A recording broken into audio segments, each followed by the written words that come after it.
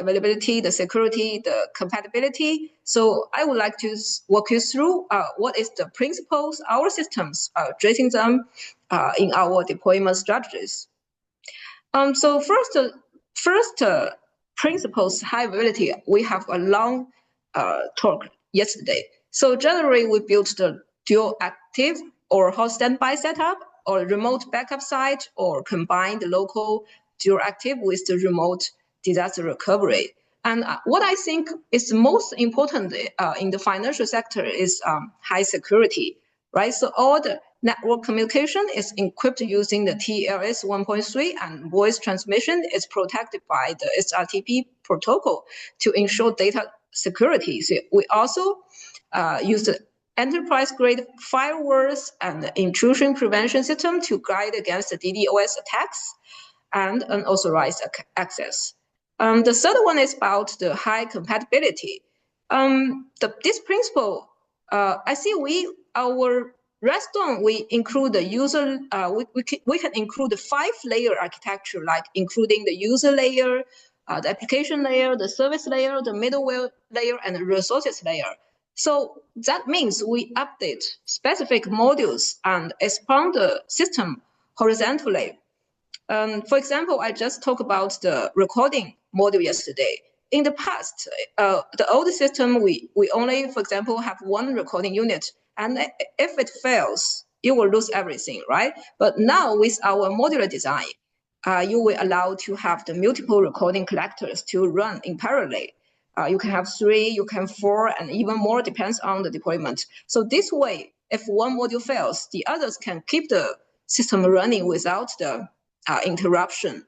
And the fourth principle is about the deployment flexibility. So our system supports various deployment methods, whether it's on the physical servers, the virtual machines, the hybrid cloud, or the containerized environment. So it's fully compatible with the mainstream platform like the VMware, the AWS, Azure, and even the third-party server resources. So we will extend how we address these 4 principles. The point is like first one, the redundant backup design I talk about, like the active and the draw redundant failover, the switching time within 5 seconds. And load balance, what does it mean? The load balance, which is emphasis here, we can keep the individual nodes below the 70% load. This means it can greatly improving the concurrency and the resources efficiently. And we also talk about multi-server registration with the heartbeat options. Do you remember the heartbeat options? It's a SIP detection monitor way, which enable the terminals to automatically switch to the backup servers in case of the primary one if it fails. And if you are familiar with our product portfolios, you may be very familiar with our EGW 50, right? So, but I want to start with a very simple concept in case someone listens to our PBT for the first time. So I start again in the financial deployments, especially at the branch side. The terminals are usually addressed to the central system, like the data center, right? So, but what will happen if the network connection between the branch and the core system goes down?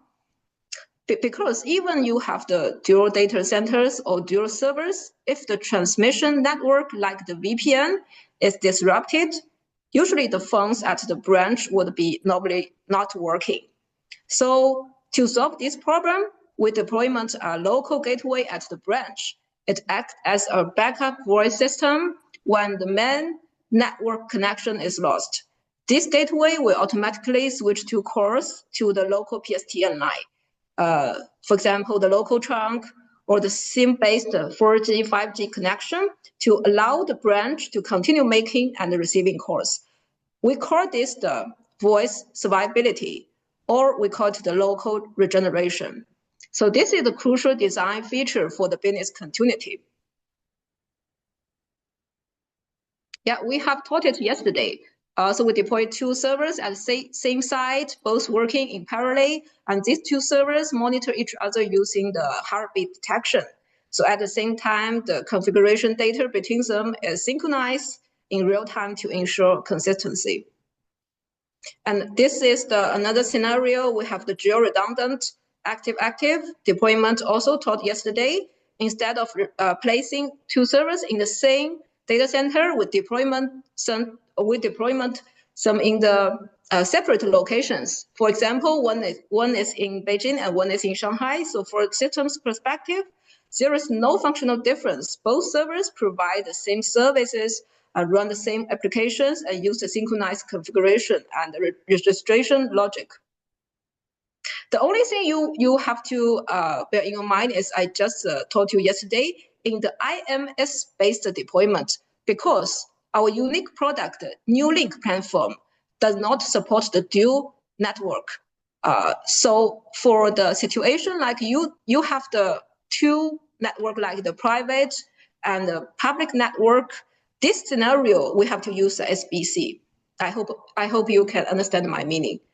So only this situation, New Link don't support the dual interface. So we have to use a SBC to bridge both networks.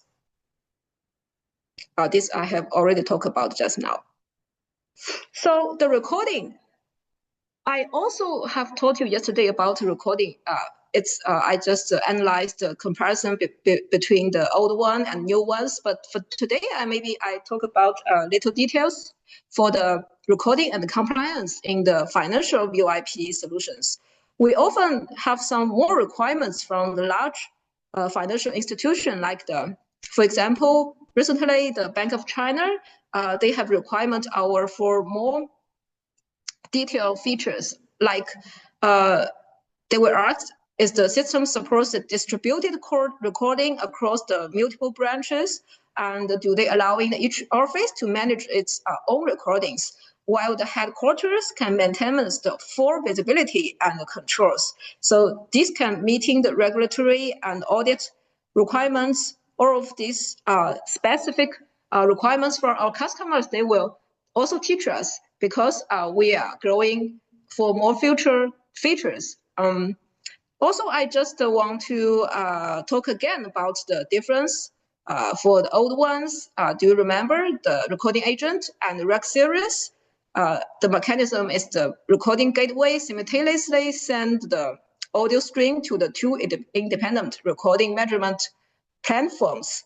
And now we have a new NL recording, which built on a more modern platform. Does anybody remember what is the big difference, like the dual server deployments with the active-active operations?